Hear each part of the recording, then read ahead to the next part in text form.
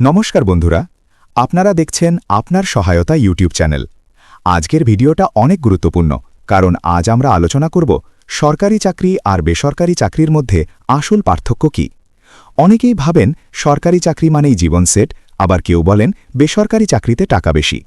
তাই আজকের ভিডিওতে আমরা বিস্তারিত আলোচনা করব সরকারি চাকরির সুবিধা, বেসরকারি চাকরির সুবিধা, কোনটা ভবিষ্যতের জন্য ভালো এবং সাধারণ মানুষের জন্য কোনটা বেছে নেওয়া উচিত। তাই ভিডিওটা শেষ পর্যন্ত দেখবেন। সরকারি চাকরি কি? বন্ধুরা, প্রথমে জেনে নেওয়া যাক সরকারি চাকরি বলতে কি বোঝায়। যে চাকরি সরাসরি সরকার দেয় তাকে সরকারি চাকরি বলা হয়, যেমন রেলওয়ে, ব্যাংক, শিক্ষক, পুলিশ, এসএসসি চাকরি। এই সবই সরকারি চাকরির মধ্যে পড়ে।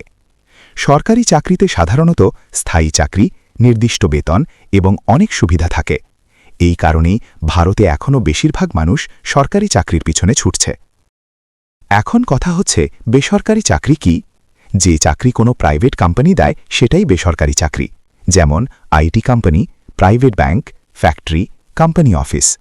এই সব জায়গায় যে চাকরি হয় তা বেসরকারি।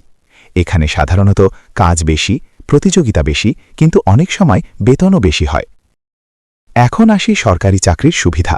প্রথম সুবিধা হল চাকরির নিরাপত্তা। সরকারি চাকরিতে একবার ঢুকে গেলে সাধারণত চাকরি চলে যাওয়ার ভয় কম থাকে। দ্বিতীয় সুবিধা পেনশন ও অন্যান্য সুবিধা। সরকারি চাকরিতে অনেক সময় পেনশন, মেডিকেল সুবিধা, ছুটি সব কিছু ভালো থাকে। তৃতীয় সুবিধা হল সম্মান। সমাজে এখনও সরকারি চাকরির একটা আলাদা সম্মান আছে। সব কিছুরই ভালো এবং খারাপ দিক থাকে। সরকারি চাকরির বড় অসুবিধা হল চাকরি পাওয়া খুব কঠিন। একটা চাকরির জন্য হাজার হাজার মানুষ পরীক্ষা দেয়, আর অনেক সময় পরীক্ষা দেরি হয়, ফলাফল দেরি হয়, নিয়োগ দেরি হয়। এই কারণে অনেকেই দীর্ঘদিন অপেক্ষা করতে হয়। এখন কথা বলি বেসরকারি চাকরির সুবিধা। প্রথম সুবিধা হল চাকরি পাওয়া তুলনামূলক সহজ। আপনার যদি ভালো স্কিল থাকে তাহলে সহজে চাকরি পেতে পারেন। দ্বিতীয় সুবিধা বেতন দ্রুত বাড়তে পারে। অনেক প্রাইভেট কোম্পানিতে ভালো পারফরমেন্স করলে বেতন দ্রুত বাড়ে। তৃতীয় সুবিধা নতুন স্কিল শেখার সুযোগ। বেসরকারি চাকরিতে নতুন প্রযুক্তি এবং নতুন কাজ শেখার সুযোগ বেশি থাকে। এখন আসি বেসরকারি চাকরির অসুবিধা। সবচেয়ে বড় সমস্যা হল চাকরির নিরাপত্তা কম। অনেক সময় কোম্পানি বন্ধ হয়ে গেলে বা কাজ কমে গেলে চাকরি চলে যেতে পারে, আর অনেক ক্ষেত্রে কাজের চাপও অনেক বেশি থাকে। এখন প্রশ্ন হচ্ছে কোনটা ভালো, সরকারি না বেসরকারি? আসলে এটা সম্পূর্ণ আপনার পরিস্থিতির উপর নির্ভর করে। যদি আপনি স্থায়ী চাকরি চান, কম ঝুঁকি চান, তাহলে সরকারি চাকরি ভালো। আর যদি আপনি দ্রুত টাকা উপার্জন করতে চান, নতুন স্কিল শিখতে চান, তাহলে বেসরকারি চাকরি ভালো হতে পারে।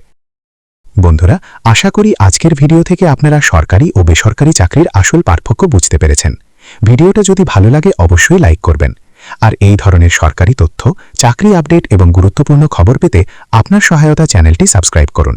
ধন্যবাদ সবাইকে।